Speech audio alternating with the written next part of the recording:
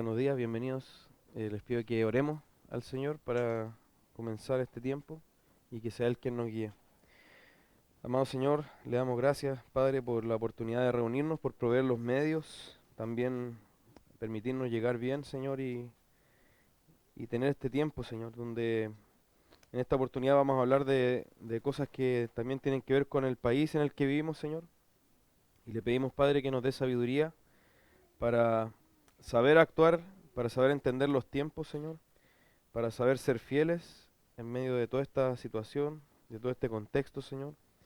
Y ayúdenos también a analizar todas estas cosas desde su palabra, Señor. Líbrenos de que en nosotros imperen opiniones humanas, Señor, sino que podamos tener una mente empapada de la Escritura y podamos también tener un actuar, un proceder en medio de nuestra sociedad en que demostremos que somos ciudadanos de otro reino, Señor, que realmente pertenecemos a la Jerusalén celestial, Señor, y hacia allá caminamos y esa ciudad es la que esperamos, Señor. Ayúdenos, por favor, se lo rogamos en Cristo Jesús. Amén.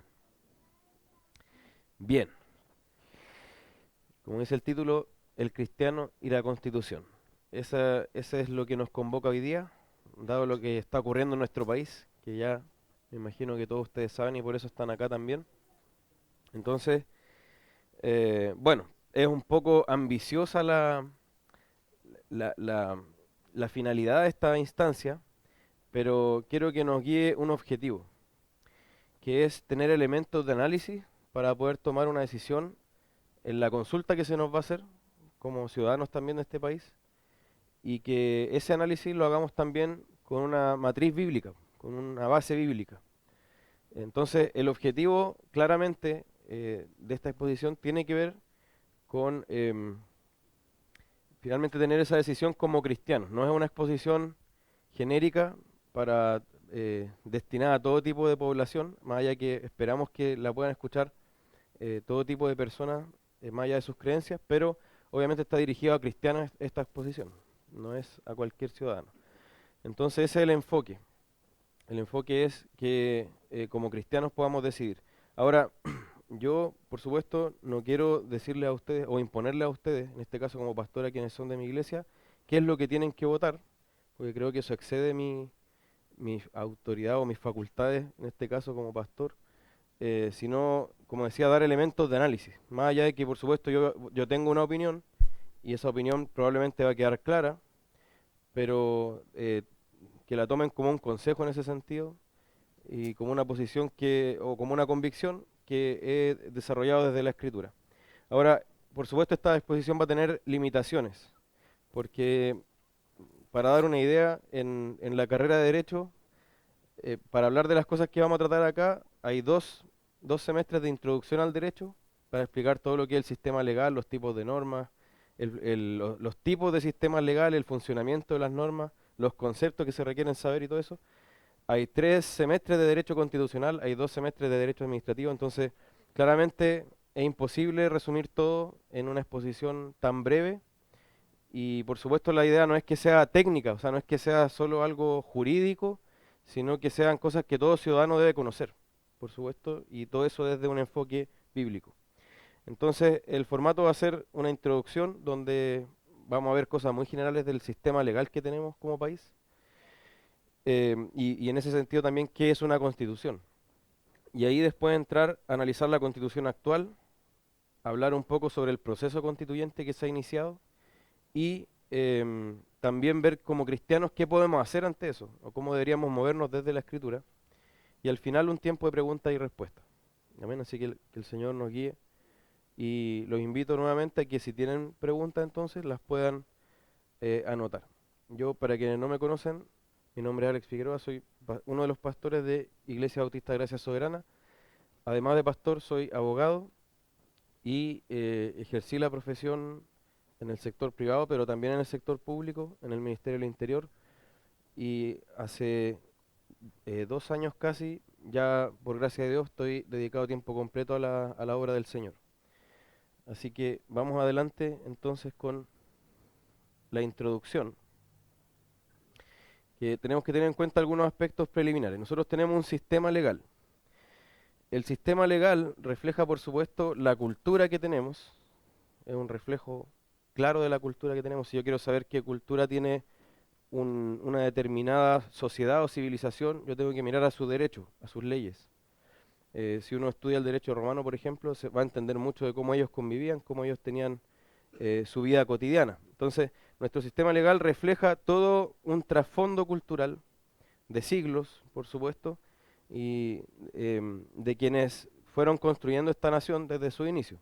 Entonces, tenemos influencia clara del derecho romano, tenemos influencia del derecho que vino posterior a ese, que se fue desarrollando en España, y mucha influencia también de Francia, sobre todo en la visión de la Constitución y las leyes. ¿Ya? Entonces, eso como referencia muy general, como marco muy general. ¿Y qué es lo que prima en este sistema legal que tenemos? La ley escrita. Hay una primacía absoluta de la ley escrita. ¿Por qué destaco esto? Porque en otras sociedades y en otros tiempos también ha habido sistemas donde lo que impera es la costumbre o la tradición. O por lo menos convive la ley escrita con la tradición y la costumbre. Pero en general los países latinoamericanos que fueron colonizados por España y después vivieron sus procesos de independencia, tienen este mismo sistema legal donde prima la ley. Por ejemplo, tenemos esta definición que es del Código Civil, no es de la Constitución. El Código Civil es otra cosa. Y este Código Civil aquí tuvo un rol preponderante en la redacción un venezolano que se llamaba Andrés Bello.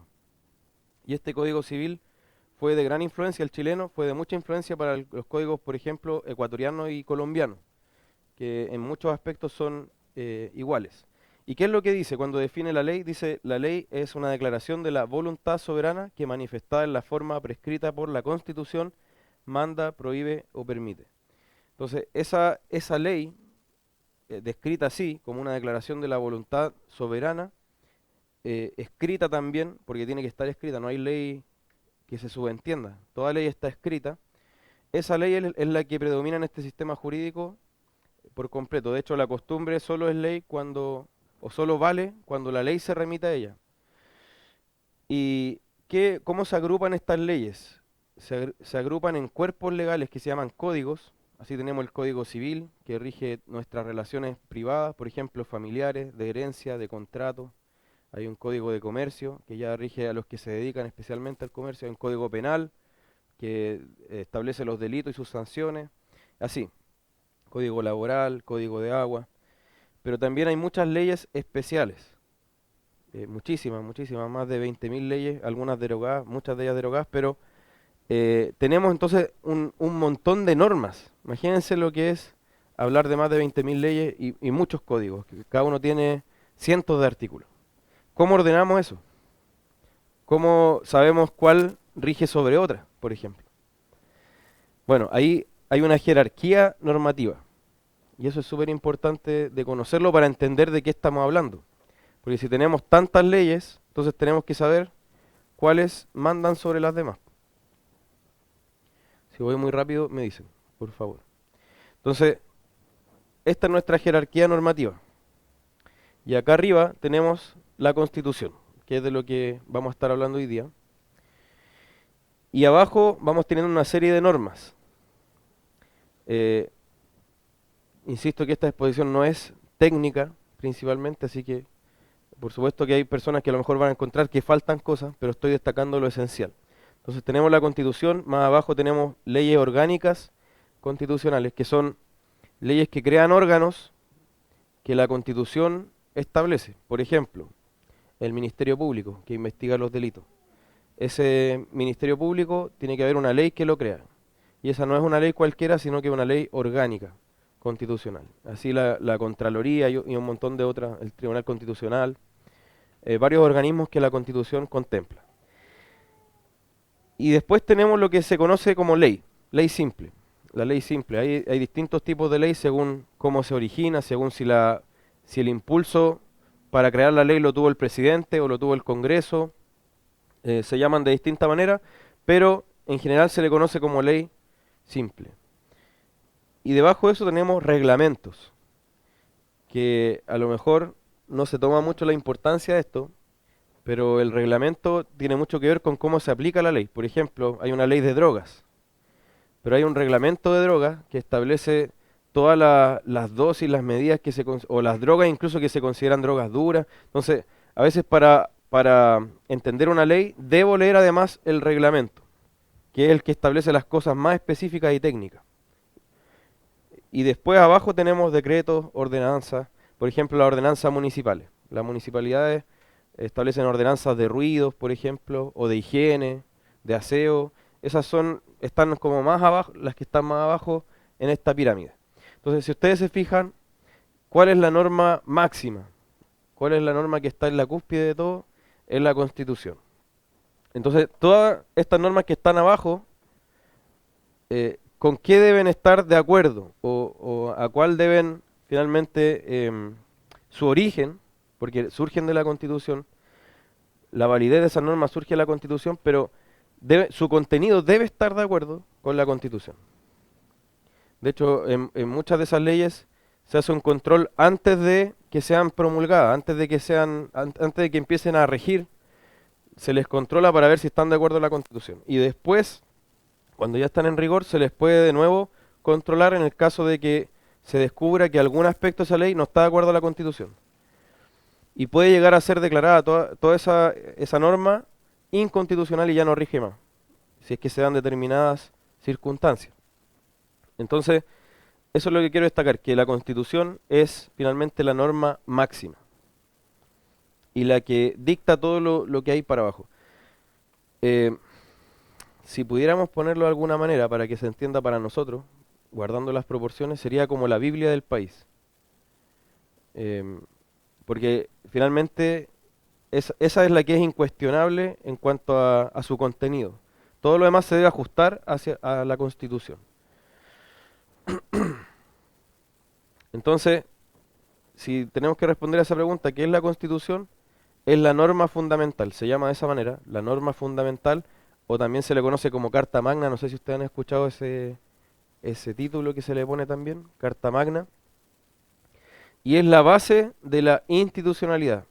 ¿A qué nos referimos con eso? Todo el funcionamiento de los organismos públicos, el gobierno, el Congreso, los tribunales, y todo organismo público que exista se basa en lo que la Constitución establece. Y también es la base de la legalidad. Como decía, todas las leyes deben ajustarse a la Constitución. Si hay alguna que no se ajusta a la Constitución, o debe ser reformada, o ya al ser declarada inconstitucional, en todo o en parte no rige. Entonces, ¿qué contiene una Constitución? Contiene la estructura, la organización, la función y los límites de la administración del Estado. Voy a repetirlo. Contiene la estructura, la organización, la función y los límites de la administración del Estado. Acá suele haber una confusión porque cuando hablamos de Estado, a lo mejor muchas veces ustedes se van a encontrar con personas que dicen, pero el Estado somos todos. Sí y no, porque hay un sentido cuando hablamos de Estado que incluye el elemento población, por ejemplo, pero ahí estamos hablando en términos geopolíticos. O sea, el Estado de Chile incluye a su nación, a su gente, por ejemplo, a su gobierno, pero cuando hablamos de Estado en el sentido al menos de la administración del Estado, tiene que ver con un aparato burocrático, no lo estoy ocupando en un sentido de insulto, sino que una administración estatal que es distinta del ciudadano privado. Entonces el ciudadano privado está frente a esa administración estatal y tiene que haber límites allí en esa relación. Porque si no, por ejemplo, el Estado puede transgredir derechos que tiene el ciudadano. Entonces, a eso me refiero acá con la administración del Estado. Vamos a ir viendo esto ya más detallado en cuanto a nuestra Constitución, pero eso en general. Y también establece los derechos y libertades de los ciudadanos. Nos dice cuáles son nuestras garantías, qué podemos hacer, qué podemos exigir, que se respete, por ejemplo. Entonces, eso en general es una Constitución. Ahora, ¿cuál es el propósito inicial de las constituciones? ¿Para qué surgen en un primer momento? Esto es súper importante entenderlo porque nos permite entonces poner en perspectiva para qué tenemos este documento. Es limitar el poder del monarca, porque las constituciones en su origen surgen cuando había solo monarquía o no había las democracias que conocemos modernas. Entonces era limitar el poder del monarca, pero hoy día podríamos hablar del Estado o de la administración del Estado frente al ciudadano y establecer lo que se conoce como check and balances, que es como controles y contrapesos. Control y contrapesos, que existan balances de poder, que no haya un órgano del Estado que pueda tener un poder tal que se sobreponga a los otros y que pase por encima de los otros o que pueda pasar por encima de los ciudadanos. Entonces, si uno ve las democracias modernas, tienen un complejo sistema de contrapesos. O sea, este organismo tiene unas facultades, pero lo regula o lo fiscaliza este otro organismo. Y a su vez ese organismo está fiscalizado por otro organismo. Y así, se trata de establecer balances y que ningún organismo tenga un poder absoluto. Entonces, ¿cuáles son los antecedentes? Van a faltar muchos acá, algunos van a mencionar otros, pero si uno se remite a lo esencial, la primera que se identifica como un antecedente potente de las constituciones modernas es la Carta Magna, que fue en Inglaterra. Estos dos primeros, la Carta Magna y el Bill of Rights o Acta de Derechos, son de Inglaterra. Y ambos, aunque están separados por varios años, por 400 y tantos años, ambos tenían esa finalidad que era limitar al monarca. El monarca tiene un poder, cierto, grande, pero aquí no se puede meter, esto no lo puede tocar, puede llegar hasta acá, tiene que respetar estos derechos de los ciudadanos. También está la Declaración de Virginia, que es en Estados Unidos, y de hecho Estados Unidos fue muy influido por esa tradición inglesa, obviamente porque ellos fueron los colonos, pero también tenía que ver con eso, establecer derechos que tenían los ciudadanos frente al Estado y establecer límites para esa actuación del Estado. Incluso la Declaración de Virginia, la Declaración de Independencia de los Estados Unidos, eh, contempla el derecho a la resistencia a la tiranía, por ejemplo. Se declara ahí que el ciudadano tiene derecho a resistir a un tirano, incluso de forma armada, y por eso los norteamericanos son bien celosos del tema de las armas, porque el tema de las armas viene de ese derecho que tiene el ciudadano de resistir al tirano y tiene que contar con los elementos para resistir al tirano. Así lo contemplan ellos o lo entienden ellos. Y fíjense que esa declaración de Virginia es anterior a la Revolución Francesa. Acá es donde hace aparición la Revolución Francesa, en la Declaración de los Derechos del Hombre y del Ciudadano. Ahí ya estamos hablando de 1789. Y de hecho esa declaración tuvo muy en cuenta lo que hizo Estados Unidos cuando declaró su independencia. O sea, se basó mucho en eso también, o se influyó mucho en eso. Pero esta declaración es importante para nosotros, la de la Revolución Francesa, porque el movimiento de independencia de Latinoamérica, o de Sudamérica por lo menos, se inspiró mucho en la Revolución Francesa. Entonces, claramente eso nos determina como país en nuestro sistema legal. Y tenemos la Declaración Universal de los Derechos Humanos, que esa se da después de la Segunda Guerra Mundial. O sea, ya es mucho más reciente. Y claro, tiene que ver con una reacción a todas estas atrocidades que se vieron en la Segunda Guerra Mundial. Pero hay un cambio en esa declaración, que la distancia de estas otras que yo puse acá, de estos otros antecedentes, que es que en esa declaración universal de los derechos humanos, por primera vez, no solo se habla de límites que tiene el Estado y que no puede violar hacia los ciudadanos, sino que también se habla de prestaciones que el Estado debe entregar, de prestaciones que el Estado debe entregar a los ciudadanos, por ejemplo, salud, educación, vivienda y todas las otras cosas. Entonces, ahí hay un cambio fundamental en cómo se entienden los derechos. Vamos a hablar un poco de eso. Pero eso no es menor, de hecho nos afecta en nuestra vida cotidiana que podamos tener. Entonces, eso en cuanto a los antecedentes, muy resumido, insisto. Es muy humilde la pretensión que tiene esto, pero es para que entendamos más o menos en qué se basó qué es lo que tuvo en cuenta nuestra Constitución, y no solo la nuestra, sino que la de los países vecinos, porque tenemos una tradición similar. Ahora, tenemos que tener en cuenta una cosa, las constituciones pueden dar origen a sociedades muy distintas. En realidad es raro porque reflejan lo que es una sociedad, pero a la vez también es como una retroalimentación, porque influyen a la sociedad de vuelta, porque consagran lo que una sociedad piensa. Entonces, cuando queda consagrado ahí, de alguna manera determina los que vienen a las generaciones que van viniendo después. Entonces, fíjense, la Declaración de Independencia de Estados Unidos y la Declaración de los Derechos del Hombre y el Ciudadano, que es esta de Francia, cuando tiene su Revolución Francesa, son estas dos declaraciones parecidas, pero tienen una gran diferencia que es esencial. Fíjense, la de Estados Unidos dice: los hombres son creados iguales, que son dotados por su creador de ciertos derechos inalienables, que entre estos están la vida, la libertad y la búsqueda de la felicidad.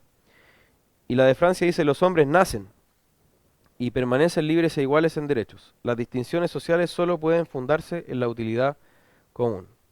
¿Qué diferencia ven ustedes, abuelo de pájaro, cómo se dice, o rápido? Claro, en una dice que somos creados. Y fíjense que de ahí viene tanto la dignidad del hombre como la igualdad y también los derechos que tiene.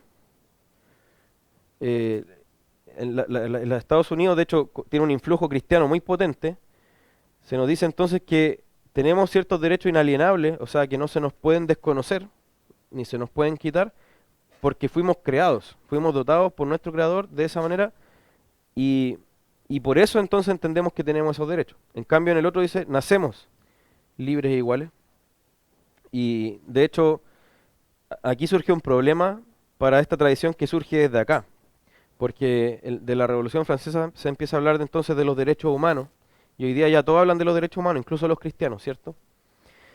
Pero ahí surgió un problema, porque ¿cuál es el fundamento de los derechos humanos? ¿Cuál es el parámetro, el estándar para que yo diga esto es un derecho humano y esto no, por ejemplo? ¿O por qué yo entiendo que algo es un derecho humano? Y ellos lo derivaban de la razón, de un ejercicio de la razón, pero uno se da cuenta finalmente que no tiene fundamento. No tiene fundamento, va a depender de lo que una sociedad decida. En cambio, si yo extraigo eso del hecho de ser imagen de Dios, eso tiene un fundamento, claro, y me pone límites que son permanentes. No dependen de que una sociedad lo estime así o lo acuerde solamente así. Entonces, por eso es importante lo que diga nuestra Constitución. Va a reflejar lo que somos, pero también nos va a determinar a ser de una cierta forma como sociedad. Entonces, habiendo visto eso, veamos aspectos esenciales sobre la Constitución que hoy nos rige. En Chile hemos tenido esas constituciones si hablamos en términos macro, porque desde 1811 que se redactaron textos constitucionales, y hubo varios, 7 antes de la de 1833, pero en gran manera fueron ajustes y podríamos decir ensayos, voy a decirlo en términos más simples, em, del periodo de independencia. De hecho, varios de esos textos tuvieron que ser cambiados porque había una reconquista española y después volvía a haber un predominio de los criollos, de los independentistas. Entonces, cuando hay una constitución ya más firme y que de hecho es la que más ha sobrevivido estando vigente, es la de 1833, redactada por un señor llamado Mario Egaña. Y esa constitución entonces es la que ha tenido más vida en nuestra historia ya independiente. Y luego tenemos la constitución de 1925, que fue bajo la presidencia de Alessandri, y ahí se produce un hito fundamental porque se separa la iglesia del Estado en 1925, pero esa constitución tiene una continuidad muy fuerte con la anterior. O sea, no es un borrón y cuenta nueva, sino que se le hacen varias enmiendas, por supuesto, tantas como para hablar de una nueva constitución, pero se conserva también una esencia de la constitución anterior. Y luego tenemos ya la ya conocida constitución de 1980, que fue elaborada bajo Pinochet. Vamos a ver un poco más la historia de esa constitución, pero pongo entre paréntesis 2005, perdón, creo que me engañé. Pongo entre paréntesis 2005 porque se le presenta a esa reforma, que fue bastante grande, como una nueva constitución. Algunos al menos la quisieron presentar así. Ahora nadie se hace cargo de esa guagua, como se dice, ¿cierto? Nadie dice esto es mío, porque nadie quiere tenerla realmente, ser el autor de eso, pero en su momento se publicitó. Hay una nueva constitución, ya dejamos atrás la de 1980, vamos a verlo también. Entonces, estas son las grandes constituciones que hemos tenido. y cada una ha sido reformada muchas veces. O sea, el hecho de que exista una constitución no significa que no se puede reformar. De hecho, las mismas constituciones contemplan la forma en que se reforman. Pero por supuesto, una reforma no implica una nueva constitución, sino que un cambio dentro de la misma. Ahora, la actual que tenemos, ahí va a depender si consideramos que es la del 2005 o la de 80, pero en realidad podemos hablar que es la del 80. Fue aprobada en agosto y ratificada en septiembre del año 80, en un plebiscito que fue bastante cuestionado porque no había padrón electoral, entonces no se sabía quiénes estaban inscritos, o sea, cuál era el universo votante. Y tampoco se permitió al no, a la oposición a la Constitución, que hiciera una campaña, porque estaba en pleno régimen autoritario, por supuesto. Entonces no se reconoce mucha validez a ese plebiscito, pero hubo un plebiscito. De que hubo un plebiscito, más allá de la validez que le reconozcamos o no. Y eso fue en el 80. Ahora esta constitución se demoró 10 años en regir como tal, porque contemplaba todo un régimen presidencial, un congreso, pero todo eso estaba suspendido, porque seguía este régimen autoritario durante esos 10 años, desde el 80 hasta el 90. Y ahí es donde entonces empieza a regir como tal, cuando se le pasa la banda presidencial a Elwin, ahí ya empieza a regir como tal la constitución y todo su régimen. Ahora, esta constitución ha sido reformada en 21 ocasiones. Y antes de entrar en vigencia plena, en 1989, o sea, cuando todavía estaba Pinochet en el poder, se le hicieron 54 modificaciones. Y esas modificaciones fueron acordadas con la oposición, que en ese caso era la concertación de partidos por la democracia, la famosa concertación, ¿cierto? Que también fue una coalición política que tuvo como fin volver a la democracia, pero que permaneció unida bastante tiempo, y de hecho lo que hoy es la nueva mayoría es la concertación más otros partidos. Pero es increíble que igual dentro de esa concertación hay partidos tan distintos, pero se han mantenido en esa coalición finalmente. Entonces, no es menor esto. Fueron 54 modificaciones habladas con la concertación y muchas de ellas eran importantes. O sea, bueno, todas tenían que ver con eliminar lo que se llamaba enclaves autoritarios, porque la Constitución originalmente tenía varias normas que la hacían mucho más rígida de lo que ahora y que impedían una reforma o obstaculizaban al máximo una modificación de su contenido. Porque ahí la explicación que se da es que los ideólogos de la Constitución, principalmente Jaime Guzmán, se fijó en lo que pasó en España. En España había un régimen también, que era el de Franco, no sé si conocen más o menos ese régimen que también era autoritario, que hizo una constitución, pero cuando finalmente se dio paso a la democracia en España, esa constitución fue rápidamente eliminada o derogada. Entonces él no quería que pasara lo mismo acá y estableció una serie de obstáculos para que hubiera una reforma. Como dicen también en un video, quizás ustedes ya lo han visto, la idea es que la oposición discuta en nuestra cancha en los límites que nosotros les ponemos, decía él, ¿cierto? Entonces, pero aún así, antes de volver a la democracia, se le hacen estas 54 modificaciones. Y ahí estaba el famoso artículo 8, que ustedes han escuchado el artículo 8, que prohibía todo movimiento o todo partido político que hablara de la lucha de clases. Y ahí, por supuesto, todo movimiento marxista o basado en el marxismo quedaba prohibido como inconstitucional. De hecho, hasta se podía declarar a una persona inconstitucional. Se declaró en un momento a una persona que entró al país, que sostenía estas ideas, se le declaró inconstitucional como persona, porque sostenía la lucha de clase.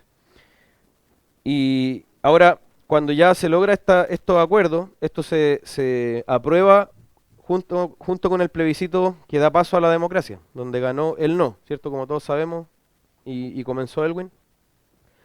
En ese momento, ¿qué pasó? Todos los partidos reconocieron la Constitución y acordaron operar bajo esa Constitución. ¿Y quiénes quedaron fuera de eso?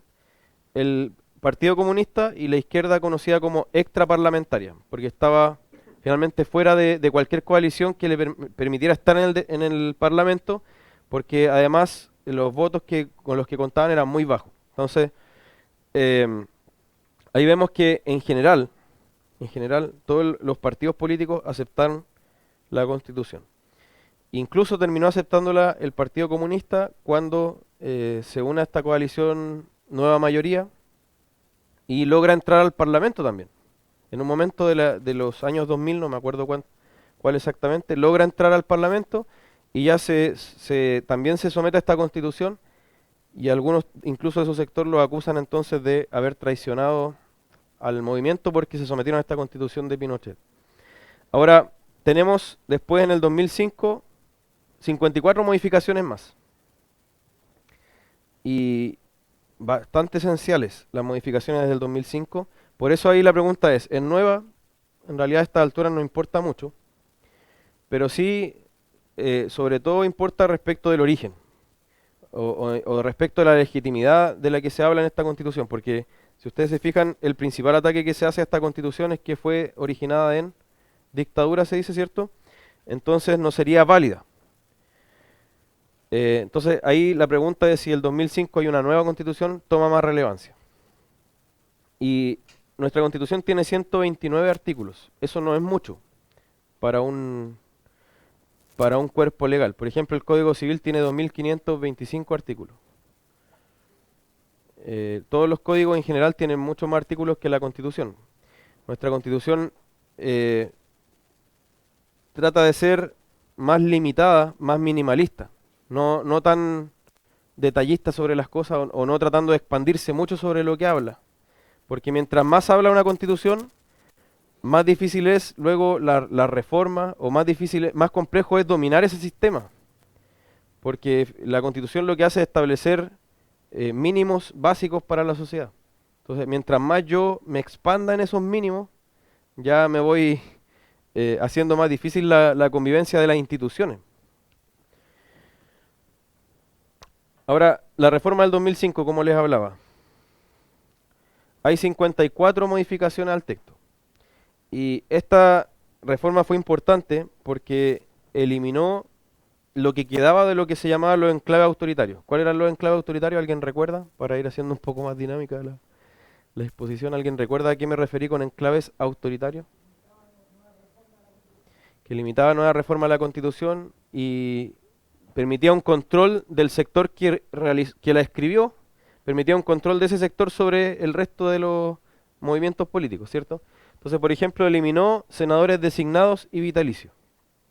Esa fue una reforma potente porque los excomandantes en jefe de las Fuerzas Armadas y Carabineros, que eran los que habían presidido el régimen autoritario de 1973 a 1990, ellos pasaban, una vez que terminaban su mandato de comandante en jefe, pasaban a ser senadores designados, por ejemplo. Entonces, obviamente eso permitía un control sobre lo que pasaba en el Congreso. Y los senadores vitalicios eran los expresidentes. Por ejemplo, Frey, Elwin, una vez que terminaban sus mandatos, pasaban al Senado. Y vitalicios. O sea, eran senadores vitalicios. Entonces se elimina eso. Y solo quedan senadores y diputados escogidos mediante elecciones. También se habla de la descentralización. Ahí fue una reforma importante también, tender hacia la descentralización. No ha resultado mucho, pero se declara por lo menos. Y ahí vamos viendo que la Constitución, por el hecho de declarar algo, no significa que eso se va a hacer realidad. Hay mucha gente que piensa eso, que porque la Constitución dice el mar va a ser rosado, va a ser rosado. No, podemos declarar muchas cosas, pero el asunto es cómo las hacemos cumplir, si tenemos la posibilidad real de hacerlas cumplir. También redujo el mandato presidencial. Esta es también muy potente, la facultad de remover los comandantes en jefe. Porque antes el presidente no podía tener injerencia sobre lo que pasaba en las Fuerzas Armadas y de orden.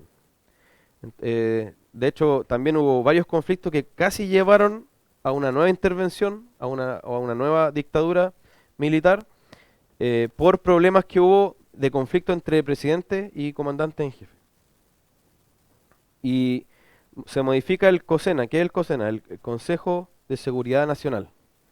Ahí también estaban metidos los comandantes en jefe, estaba Carabineros, y antes era un organismo que cualquiera de esos miembros lo podía convocar. O sea, por ejemplo, el del ejército podía decir, ya, convoco al Consejo de Seguridad Nacional, tenía que ir el presidente y todo, entonces tenía bastante poder. Ahora queda solo como un organismo asesor del presidente, que se reúne cuando el presidente lo convoca. También cambia el artículo 8, ese artículo que antes había hablado, antes de que se volviera la democracia, había prohibido los movimientos que hablaban de la lucha de clase. Ahora, ¿a qué se dedica el artículo 8? A decir que los organismos del Estado deben actuar con probidad, lo que para nosotros bíblicamente sería integridad, y transparencia, o sea que los actos son públicos, salvo que se declaran expresamente secretos. Y por eso usted cuando entra, por ejemplo, a cualquier sitio de un organismo público, debe tener en alguna parte de la página web, dice transparencia.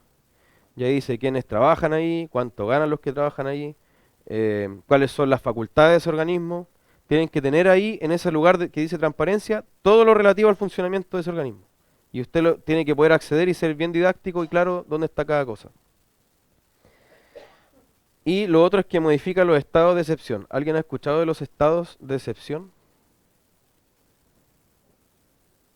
Claro, el estado de emergencia es uno de ellos.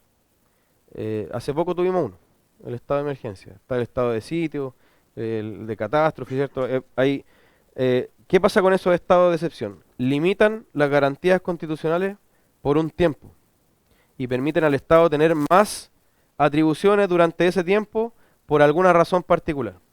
Por ejemplo, conmoción interior o guerra externa. Ahí ya no rige la misma garantía de siempre. El Estado tiene mucho más poder, más autoridad y puede saltarse entonces garantías por determinados fines que se justifican ahí. Entonces, claramente si esos estados son amplios, si esos estados de excepción son amplios, entonces el que esté a cargo del Estado, el que esté el jefe de gobierno, en un determinado momento puede decir ya, se interrumpe el régimen de garantías y vamos a entonces tomar más atribuciones de las que tenemos en el régimen regular. Entonces se limita eso. Y como consecuencia entonces, ¿qué tenemos? Que se eliminan los enclaves autoritarios. Se eliminan las cosas que permitían a los que una vez estuvieron a cargo de ese régimen autoritario tener más poder sobre la sociedad o sobre los distintos partidos políticos. ¿Se entiende? Por eso también se habla de nueva constitución, porque fue tan potente la reforma que no se pensaba que pudieran llegar a eso, que entonces dijeron ya, tenemos nueva constitución. De hecho, esta es la firma de la constitución de 1980. No se lee muy bien, pero ahí dice Augusto Pinochet Ugarte. Acá está Merino, acá está Matei, y no me acuerdo cuál era el Mendoza. Entonces, tenemos la Junta de Gobierno ahí, la famosa Junta de Gobierno, y esa era lo que usted, si abre la Constitución al final, iba a tener la firma que está acá. Hasta el 2005, que es esta firma. Sale Ricardo Lagos, Vidal y todos los ministros. Entonces, si usted se fija, si usted ahora compra una Constitución y va al final, va a encontrar esa firma que es de Ricardo Lagos y sus ministros. Ya no va a encontrar la de Pinochet. Por eso también no deja de ser, porque el que firma al final es finalmente el que se atribuye la autoría de esa Constitución, o el que está a cargo de esa Constitución, el que la hizo regir, en otras palabras. Y de hecho ahí tenemos la forma en que se publicitó en su tiempo. La forma en que se publicitó el 2005, cuando se firma que se publicitó como nueva constitución, y Ricardo Lagos en ese momento dijo, este es un día muy grande para Chile, tenemos razones para celebrar, tenemos hoy por fin una constitución democrática, acorde con el espíritu de Chile, del alma permanente de Chile, es nuestro mejor homenaje a la independencia, a las glorias patrias, a la gloria y a la fuerza de nuestro entendimiento nacional. Y fíjense que se le presenta como comienzo de una nueva etapa en la historia. Y hay una parte acá está. Esta nueva constitución ya no nos divide y tiene que ver con los reales problemas de la gente. Cosa que ahora todos dicen que no, pero eso es lo que se dijo en su tiempo. Tiene que ver con los reales problemas de la gente. Bien, ahora consideremos una cosa. Ya sea que hablemos de constitución del 80 o del 2005, en esencia, el texto, o en general la estructura de esa constitución, estuvo vigente 10 años bajo un régimen autoritario o dictadura y 30 años en un régimen ya democrático, ¿cierto? Y de hecho, propiamente solo estuvo en vigencia desde el 90, porque antes no estaba vigente esta constitución. Había sido redactada, publicada, todo eso, pero no estaba vigente. Entonces, propiamente solo ha estado en vigencia desde el 90 hasta ahora. Y todos los partidos del régimen democrático la han reconocido y han actuado bajo ella, y los que hoy día son diputados, incluso que hablan contra ella, están actuando en virtud de ella. Ahora, eso no significa que no sea reformable, pero sí significa que hay que tomar en su justa medida qué son las cosas que se están diciendo. Y también considerar que, según varios constitucionalistas, el texto que hay hoy día no tiene que ver realmente con la intención original o con al menos los amarres que se le hicieron originalmente a esta constitución para que fuera más autoritaria en su origen. Ahora, este es el contenido de la constitución. Son como los grandes encabezados o títulos. ¿Ya? Lo primero son las bases de la institucionalidad. Esos artículos nos hablan de la filosofía política de la Constitución, cómo ven el país, cómo define el país la Constitución. Es el país que surge desde esos artículos.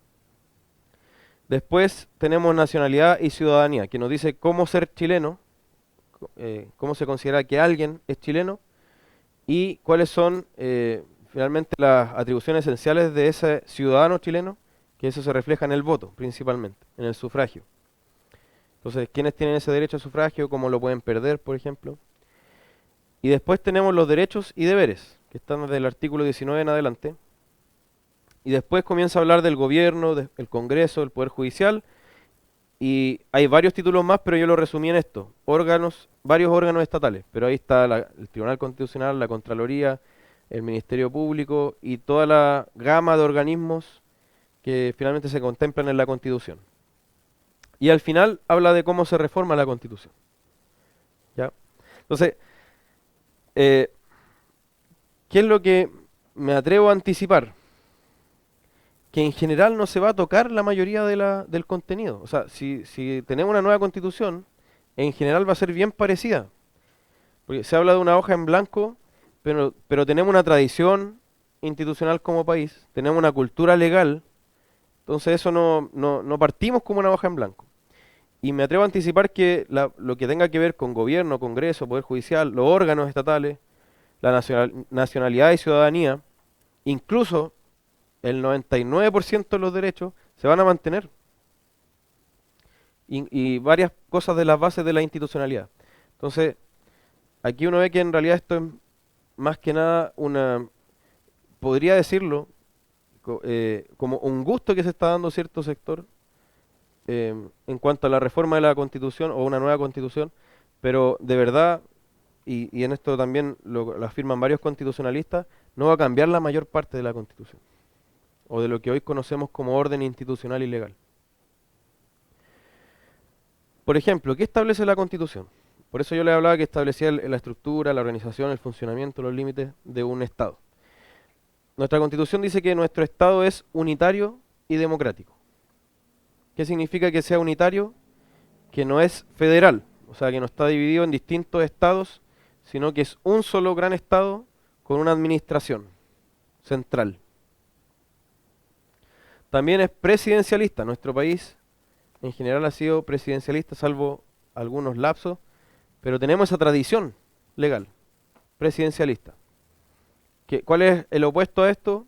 El parlamentario, o sea, donde el Parlamento tiene más la iniciativa, donde hay un primer ministro, por ejemplo, o puede haber regímenes más mixtos. También tiene un catálogo de garantías que tiene una aplicación inmediata o una aplicación directa. ¿A qué se refiere esto? Que la Constitución establece el derecho o la libertad, por ejemplo, y establece la forma de garantizarla, que es el recurso de protección o el recurso de amparo. Ustedes me imagino que han escuchado eso en la noticia a lo mejor, o quizá lo han leído en algún diario, que alguien interpuso un recurso de amparo o un recurso de protección. Todo eso está en la misma Constitución. No todas las constituciones son así, pero esta escogió ese camino. También está el famoso Estado subsidiario. ¿Alguien ha escuchado eso? ¿El Estado subsidiario? ¿Sí o no? Ya. Eso también está en duda porque muchos sostienen que no está en la Constitución, que es más que nada un invento, porque de hecho en ninguna parte dice el Estado será subsidiario, por ejemplo. Pero otros dicen es que hay afirmaciones que nos llevan a concluir eso. ¿A qué se refiere el Estado subsidiario? Que el Estado debe abstenerse de intervenir si es que pueden hacerlo los privados, ya sea en persona, individualmente o como grupos intermedios que se llaman. Ahí vamos a ver un poco de eso también. Es decir, por ejemplo, el Estado no tiene esa iniciativa empresaria. Vamos a hacer una empresa estatal, vamos a hacer, o no sé, lo que se conoce como las farmacias populares, biblioteca popular, universidad popular, bla, bla, bla. Pero fíjense que igual la hacen, ¿cierto? Entonces ahí da para dudar, ¿hay un Estado subsidiario realmente? ¿Está en la Constitución? Porque vemos que hay farmacia popular, pero también está la Cruz Verde, Salcobrana, Ahumada y toda la otra. Entonces, si intervino un privado, se supone, según el Estado subsidiario, que no debería haber intervenido el Estado. Pero vemos que lo hacen los hechos. Ahí también hay otra cosa que hay que tener en cuenta, que una cosa es lo que diga la Constitución y la ley, y otra cosa es el folclore o la práctica legal que se genera. Y sobre todo, la influencia que tienen los tribunales allí. Porque nuestro sistema legal es engañoso. Em, por ejemplo, en nuestro sistema legal y en las escuelas de derecho, ustedes van a escuchar que el juez es la voz de la ley. Se dice así, de una manera bien romántica. El juez es la voz de la ley. O sea, ¿qué significa eso? Que si la ley dice una cosa, lo que le toca al juez es simplemente ser un parlante de la ley. Pero eso nunca es así. Porque la ley no se puede poner en todos los casos. Y el juez cuando tiene que tomar la ley y aplicarla a un caso particular, siempre termina dándole un sentido. Entonces lo que termina ocurriendo en la práctica, cuando yo digo que el juez es la voz de la ley, es que yo termino invisibilizando la real, la real influencia que tiene un juez al aplicar la ley, que es mucha. Que es mucha. Y hay casos, hay un libro que trata bastante sobre la interpretación judicial y cómo los jueces terminan creando incluso ley al aplicarla. Porque como la ley no se puede poner en todos los casos, o por ejemplo la ley decía una cosa, pero por una coyuntura política no la aplican. Eso estaba pasando harto con el delito de aborto, por ejemplo. El Código Penal sanciona el aborto, pero lo que estaba ocurriendo últimamente es que las denuncias de aborto no se tramitan, no se admiten a tramitación, porque como ya es una práctica que se está aceptando, se considera que sería muy escandaloso o muy problemático sancionar a alguien por aborto. Probablemente algún juez lo va a hacer, pero muchos deciden no hacerlo. De hecho, solamente. La ley está ahí, pero no la quieren aplicar. ¿Se entiende? También hay casos históricamente hablando donde el aplicar la ley habría significado un gran costo para el Estado. La ley decía eso, debían aplicarla, pero como el efecto iba a ser muy costoso, inventaron la manera de no hacerlo. Tenía que ver con ferrocarriles, una indemnización que se tenía que entregar por ahí por los años 50. Entonces, ahí vemos que finalmente el juez tiene mucho de político y termina condicionando la aplicación de la ley. No es simplemente que la ley diga A, entonces el juez dice A. Eso hay que tenerlo en cuenta. Y eso también rige mucho en el Estado subsidiario, porque también los constitucionalistas van a estar de acuerdo en que la intención original de la Constitución era una, pero la práctica y sobre todo la interpretación judicial ha sido otra. Entonces, ¿quién manda finalmente? El tribunal, porque él es el que me va a decir lo que significa la ley. ¿Cuál es otra característica de esta Constitución? Es que es rígida en cuanto a su modificación, por lo que les decía al principio. Hay ciertas materias que a la Constitución le interesan especialmente y le pone un quórum altísimo para poder reformarla. Entonces, ¿qué significa eso? Que prácticamente tienen que estar unánimes, que tienen que llegar a un acuerdo los dos sectores para modificar la Constitución. Y eso tiene un lado bueno, porque entonces me guía a los acuerdos, pero también puede tener un lado malo en cuanto a hacerla demasiado rígida. Y que un sector entonces tenga como la llave. Y puede decir no, no, no, simplemente no, y ahí quedamos. Porque ese sector no quiere dar el sí a esa reforma, por ejemplo. Y, claro, no se puede desconocer que tiene un origen autoritario también. Eso es así y no se puede negar, salvo que digamos que la del 2005 es completamente nueva. Vamos a ver, así a manera de sobrevuelo, los artículos más relevantes para nosotros. Porque recuerden que tiene 129 artículos, más varias disposiciones que se llaman transitorias, que tienen que ver con cómo se iba a aplicar la Constitución, pero no podemos ver los 129 artículos, tenemos que centrarnos en los más relevantes. Ahora, quería leer el artículo 1, porque ahí están las bases de la institucionalidad. ¿Se acuerdan que le hablé de eso? Que nos muestra la filosofía de la Constitución, cómo concibe el país. Dice lo siguiente: las personas nacen libres e iguales en dignidad y derechos. La familia es el núcleo fundamental de la sociedad. El Estado reconoce y ampara a los grupos intermedios a través de los cuales se organiza y estructura la sociedad y les garantiza la adecuada autonomía para cumplir sus propios fines específicos.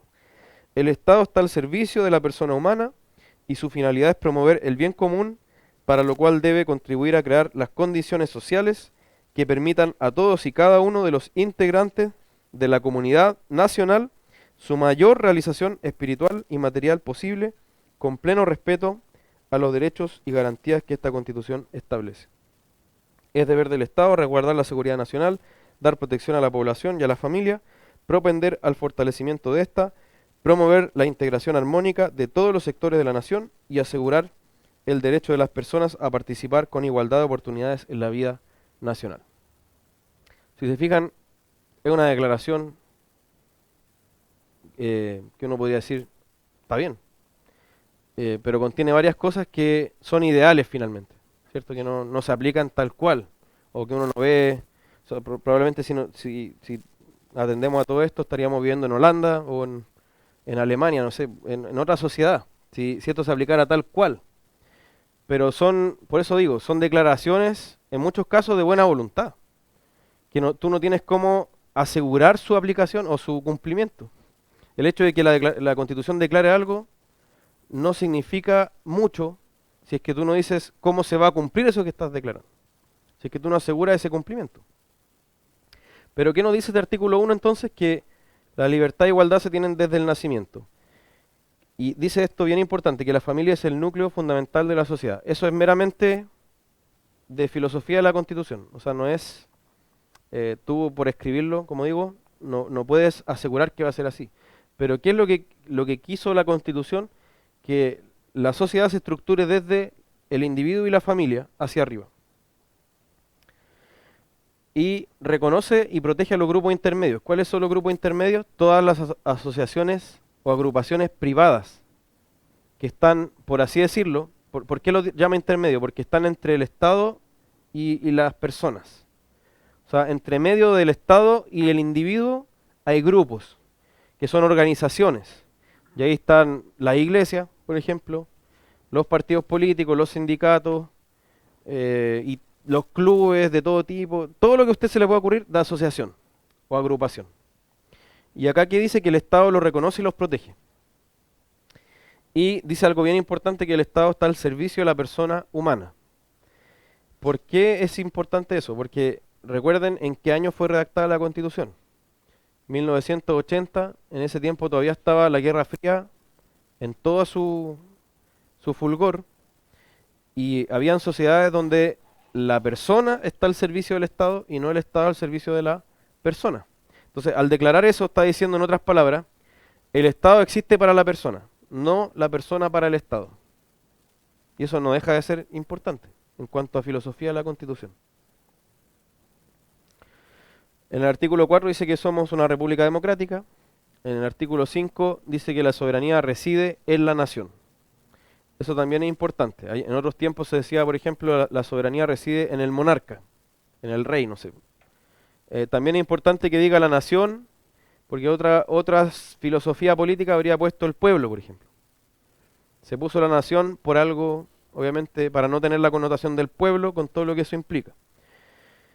¿Y cómo se ejercen plebiscitos, elecciones y a través de las autoridades? ¿Y cuál es el límite de la soberanía nacional? Las garantías individuales. O sea, el Estado no puede pasar por sobre las garantías individuales en el ejercicio de esa soberanía. ¿Se entiende? Y este principio es súper importante. El 6 y el 7 establecen el principio de legalidad. ¿Qué significa eso en términos sencillos? Que el Estado solo puede hacer aquello para lo que esté expresamente autorizado. Todos los organismos del Estado, todos los organismos públicos y sus funcionarios solo pueden hacer lo que la ley expresamente le autoriza. Nada más que eso. ¿Cuál es la diferencia con el ciudadano común? Usted, yo, las personas que andan por la calle. Nosotros podemos hacer todo lo que no está prohibido. ¿Se entiende la diferencia? Todo lo que no está prohibido lo podemos hacer.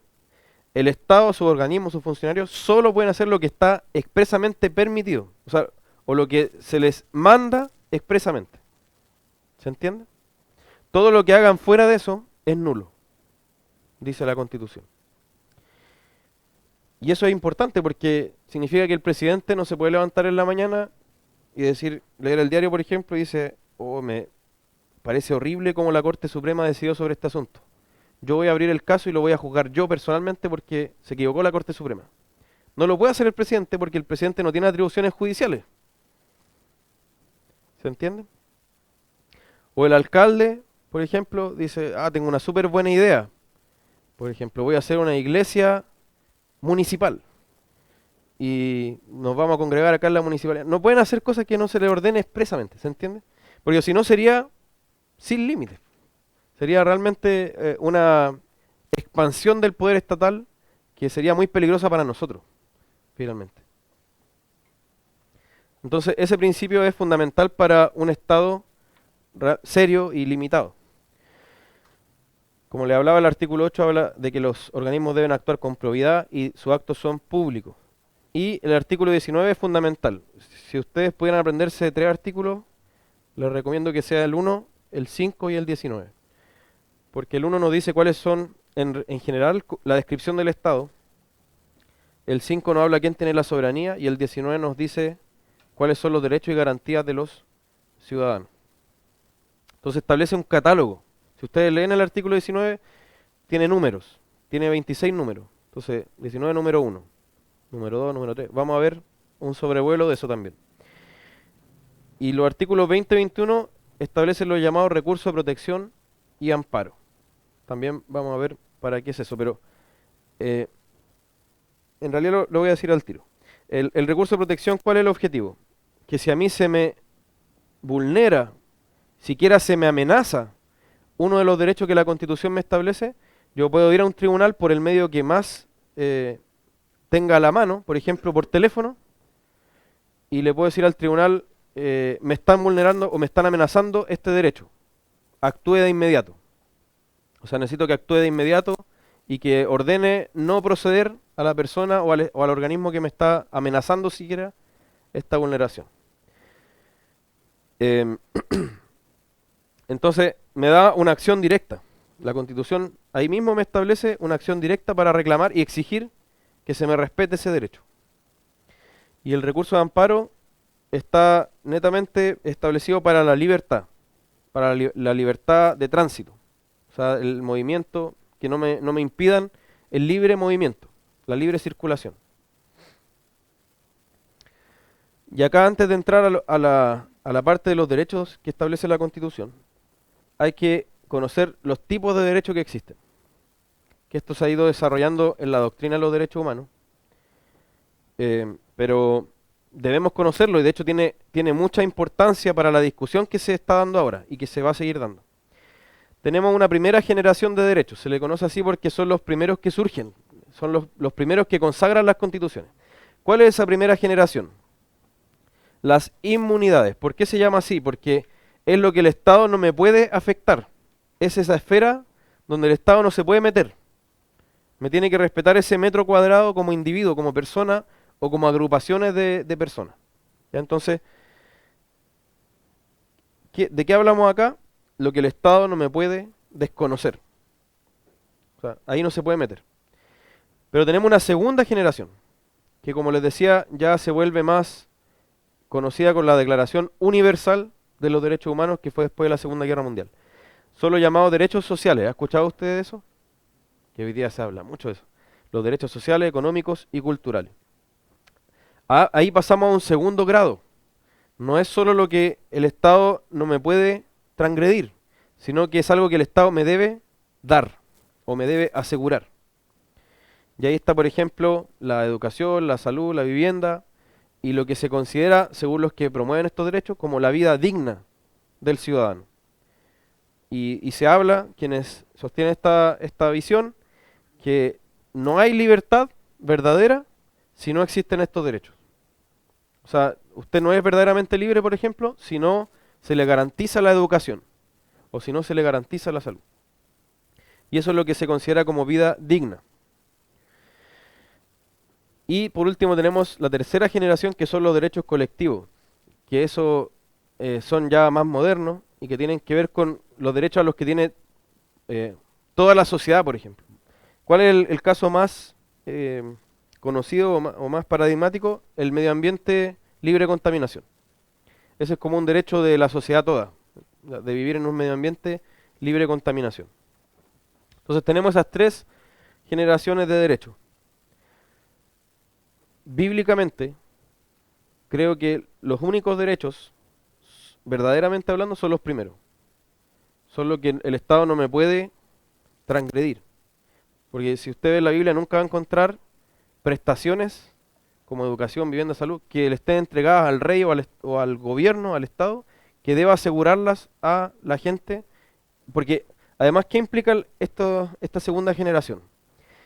Que yo tengo que tomar del dinero público o del dinero de los impuestos, recaudado por impuestos, tomar de ese dinero y entregar ciertas prestaciones a un grupo de la población o a toda la población. Y eso, si lo vemos filosóficamente, es complejo para nosotros poder justificar eso o fundamentar eso.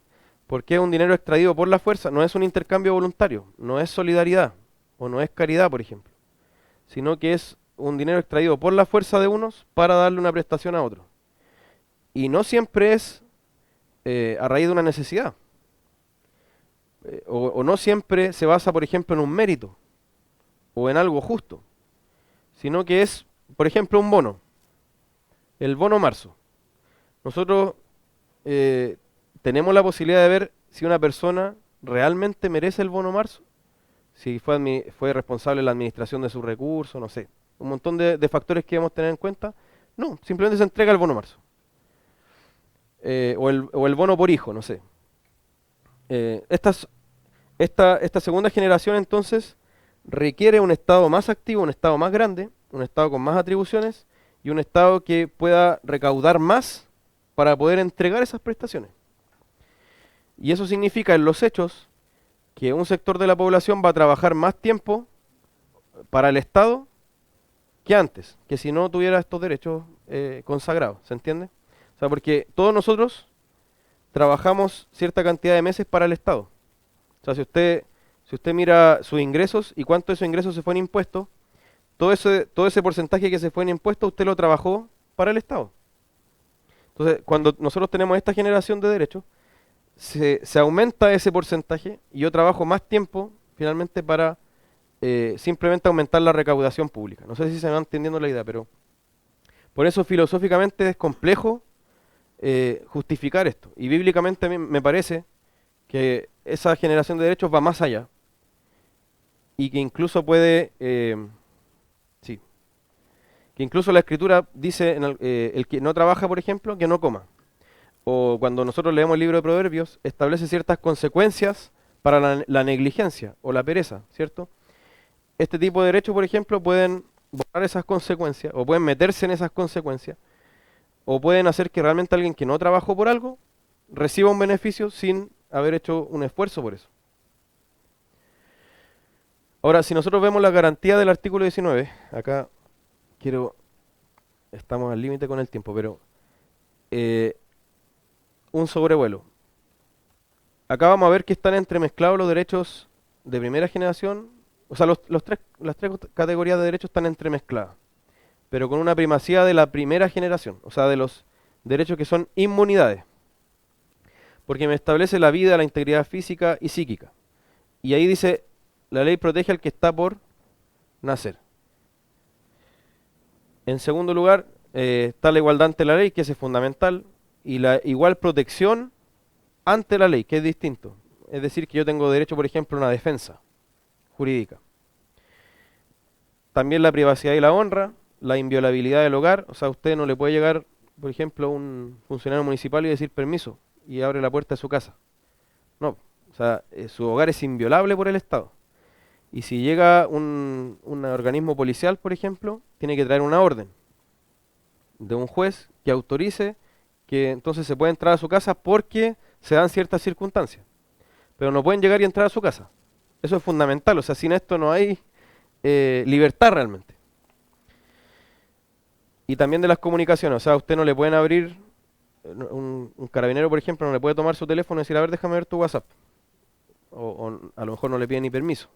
Y se le empieza a revisar su WhatsApp. Eso es violar así de manera directa este derecho que está consagrado acá.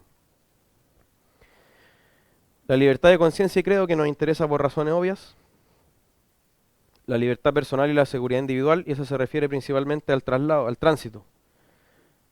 Por eso, por ejemplo, que alguien haga una barricada ahí y no me deje pasar, no es cualquier cosa, porque es una violación del derecho o de la libertad personal. El medio ambiente libre de contaminación, y acá tenemos la protección de la salud. ¿Y por qué lo pongo en azul? Porque lo que yo pongo en azul acá no está protegido por el recurso de protección. ¿Y qué significa eso en los hechos? Que a pesar de que la Constitución dice que existe ese derecho, yo no tengo cómo exigirlo. No tengo cómo decirle al Estado, respéteme este derecho, o deme este derecho que dice acá. No tengo cómo exigirlo, solo lo dice, ¿no? Es como una declaración de buena voluntad. Entonces, establece que la salud debe ser protegida, que debe haber un acceso libre e igualitario, y que el Estado debe garantizar las acciones de salud. Ahora, eso igual ocurre, ¿en qué se manifiesta eso? En los consultorios, en los hospitales públicos. O sea, usted en todo lugar va a encontrar algún consultorio o algún centro de salud público. Sí, y no es lo mismo que una clínica. No es lo mismo que una clínica, pero da el acceso, digámoslo así. Y lo que sí garantiza de este artículo es la libre elección del sistema, ya sea público o privado. O sea, usted puede escoger si está en FONASA o si está en ISAPRE, y puede escoger qué ISAPRE. Y eso sí se lo garantiza el recurso de protección. Después tenemos la educación, que ahí habla del derecho preferente de los padres de educar a su hijo, y el deber también. Y establece que tiene que haber un sistema gratuito. Hay, ¿cierto? Hay escuelas públicas. Si son buenas o malas, esa es otra discusión. Pero todo esto, como está en azul, no está garantizado, no está protegido por el recurso de protección. Y este es bastante esencial para nosotros, libertad de enseñanza. ¿Por qué una iglesia puede abrir un colegio? Porque existe este artículo. Si no existe ese artículo, usted puede tener todas las intenciones, los medios, los recursos, pero no puede abrir un colegio. ¿Ya? Entonces, los padres además tienen el derecho de escoger el establecimiento, y eso hoy día no es tan así, o derechamente no es así en muchos casos, pero la Constitución lo establece y lo garantiza además con el recurso de protección. Ahora, lo que sí dice este artículo es que la ley, es decir, el Estado, va a imponer los requisitos que debe tener un colegio para poder ser considerado como tal, como colegio oficialmente, o como establecimiento educacional, universidad, instituto, lo que sea. Pero esto qué implica? Que puede haber diferentes proyectos de enseñanza. O sea, un mormón puede abrir un colegio, un ateo recalcitrante puede abrir un colegio, puede abrir un colegio, no sé, un budista con su visión. Hay distintos proyectos educativos y están protegidos por este artículo. El único límite es que no se cometa algún delito o no se ponga en peligro el orden público. Por supuesto, si yo abro una escuela de Al Qaeda, esa escuela no va a ser permitida porque altera el orden público. Pero en un marco de orden público sí se puede abrir distintos proyectos educativos. El número 12, libertad de opinión e información, sin censura previa. O sea, nadie usted puede, antes de que usted publique algo, a ver qué va a publicar, no. sino que si es que usted una vez que publicó algo es una injuria, una calumnia, ya es otra cosa, pero libertad de opinión e información. Libertad de reunión sin permiso previo, por eso nosotros podemos reunirnos el domingo, por ejemplo. Y nadie nos tiene que venir a preguntar por qué se están reuniendo acá, porque tenemos libertad de reunión. El derecho de petición, que ese es el derecho de presentar una petición a la autoridad. No vale mucho la pena meternos en eso. Pero también asociación sin permiso previo. Eso implica que nadie puede ser obligado a asociarse. A lo mejor a usted yo escuché el caso de alguien en estos días que le obligaban a tener una opinión para poder recibir cierto beneficio. Bueno, hay que tener ojo con esta garantía porque nadie te puede obligar, por ejemplo, a asociarte o nadie puede obligarte a tener cierta opinión política para recibir, por ejemplo, un beneficio ya sea social o laboral. Y acá se prohíben los partidos totalitarios que promuevan la violencia. Yo creo que en este artículo había una aplicación bien laxa, porque sí hay partidos que promueven sistemas totalitarios y sí hay partidos que promueven violencia, de una u otra manera. También está la libertad de trabajo. Voy a ir un poco más rápido.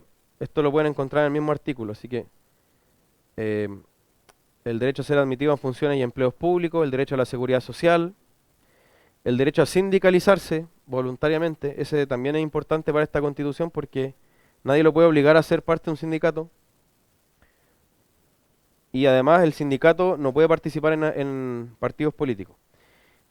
La igual repartición de las cargas públicas, o sea, yo no puedo, por ejemplo, voy a establecer un impuesto a los mapuches, por ejemplo. Voy a establecer un impuesto especial a ellos. No puedo hacer eso porque yo ahí estoy tratando desigualmente a las personas en cuanto a las cargas públicas que tienen. El derecho a desarrollar una actividad económica lícita, esto es importante, ¿por qué? Porque se limita al Estado empresario.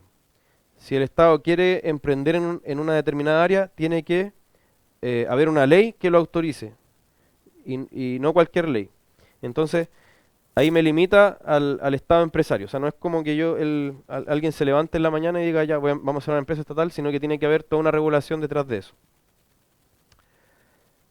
No discriminación arbitraria en materia económica, libertad para adquirir propiedad de toda clase de bienes, eso también es importante, porque usted puede ser dueño de toda clase de bienes, salvo los que sean de común uso a la humanidad, por ejemplo el aire. Yo no puedo decirle en este aire es mío, y usted no puede respirar este aire acá.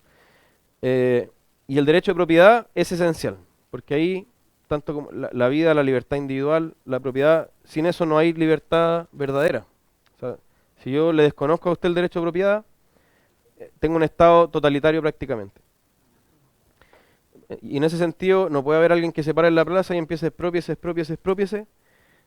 porque tiene que haber, solo por ley se puede expropiar y siempre con indemnización asegurada. Y aquí es donde se dice la famosa declaración del agua. O sea, de que la ley reconoce que particulares pueden tener derechos de agua, derechos sobre el agua. O sea, que puede haber derechos privados sobre el agua. Pero eso lo entrega a la ley. La Constitución solo lo menciona. Ya, son dos líneas. Y me voy a centrar en este último. La ley no puede alterar la esencia de los derechos ni impedir su ejercicio. Eso es importante porque entonces siempre, todo lo que haga, toda ley que se dicte tiene que respetar estos derechos y libertades. Eso es lo que el artículo 19 nos garantiza a todos nosotros. Para algunos derechos da una acción de protección, que es para la mayoría, y para otros, o para parte de esos derechos, no establece una garantía. ¿Se va entendiendo hasta acá? Yo sé que es muy denso, pero por eso digo que son varios semestres. ¿Qué ventajas tenemos de esta Constitución? Y acá esto es una opinión personal, lo aclaro. Tiene una tendencia conservadora, claramente. Claramente tiene una tendencia conservadora. Sabemos como cristianos que no basta que una sociedad sea conservadora, tiene que ser transformado su corazón por el Espíritu Santo. Ahora, igual que sea conservadora, provee un marco que nos permite vivir quieta y reposadamente también, como nos dice, y nosotros tenemos que tender a eso. Tenemos que orar para que sea así. Entonces, si es así, se está cumpliendo al menos el fin que establece la Escritura también para el gobierno y la sociedad. tiene como ventaja que la familia es el núcleo central de la sociedad.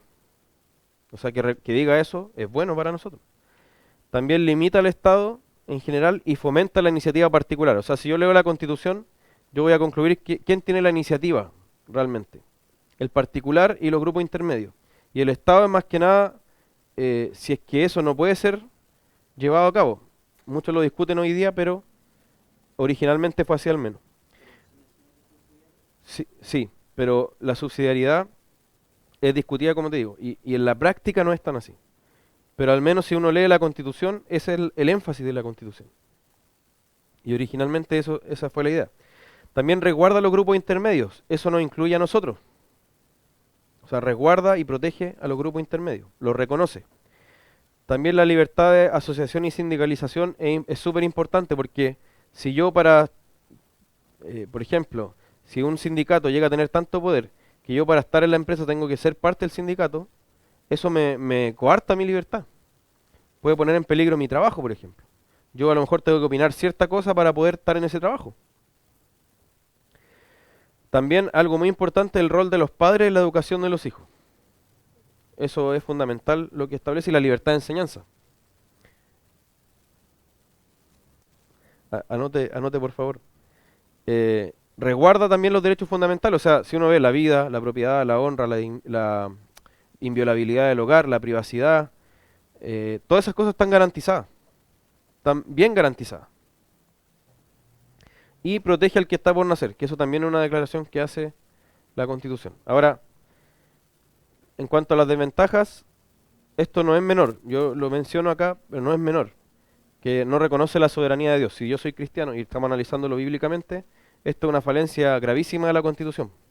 O sea, nosotros deberíamos tender y llamar a que eso sea así. O sea, que la soberanía no está en la nación, sino que toda soberanía y autoridad viene de Dios. Y ahí pongo el Salmo 2 porque el Salmo 2, de hecho, exhorta a los gobernantes.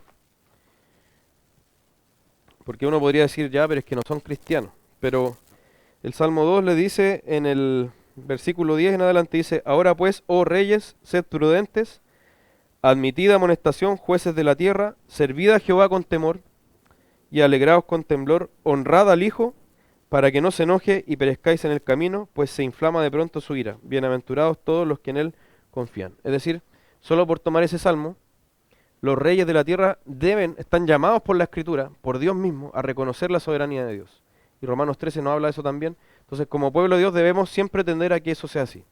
Eso no significa que todos y cada uno van a ser cristianos en el país, pero es distinto un país que reconoce la soberanía de Dios a uno que no. Porque obviamente, si la reconoce, entonces las leyes deberían expresar a su vez la ley de ese Dios, que es soberano. Y pese a la tendencia conservadora como desventaja, no es determinada, no es clara, no tiene una protección de peso, por ejemplo, a la vida del que está por nacer. Dice, la ley protege la vida del que está por nacer, pero no garantiza esa protección. Y la definición de la familia y el rol de los padres en la educación tampoco está de manera completamente garantizada, como podría estarlo. Como ejemplo de lo que estoy diciendo, se aprobó una ley de aborto. Eso significa que ya no se entiende de manera amplia el que la ley protege al que está por nacer. No se entiende de manera muy amplia. Y también se aprobó el matrimonio, no, el acuerdo de unión civil, pero se está discutiendo y no se le ha encontrado ningún problema de constitucionalidad al matrimonio homosexual. Y eso, entonces, ¿ahí dónde queda que la familia es el núcleo fundamental de la sociedad? ¿Qué es lo que pasa ahí? Fíjense que ahí influye el folclore, porque entonces la cultura me cambió el concepto de familia y ya la familia no es la familia tradicional, sino que podemos entenderla de distinta manera. Y seguimos pensando que la familia es el núcleo fundamental, pero muchas familias. Claro, cualquier tipo de formato de familia, ¿me entiendes?